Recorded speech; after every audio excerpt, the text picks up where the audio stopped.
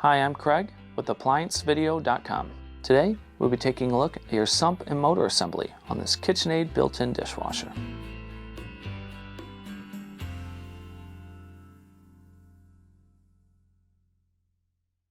Stop. Before beginning any repair, always be sure to disconnect the power to the appliance.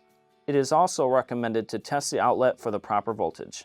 Remember to also turn off the water.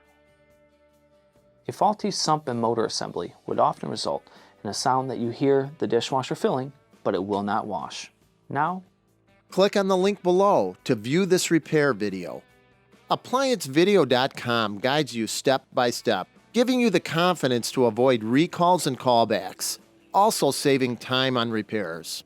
Whether you're up against an uncommon repair or the latest appliance on the market, our videos have been created with you in mind. Our growing library of videos have been produced using our factory-certified technicians who have extensive infield experience over the past 30 years. ApplianceVideo.com provides high-quality repair videos that anyone can follow, regardless of their skill level. We are here to help. Click on the link below to view this repair video, and let us help you do it right the first time.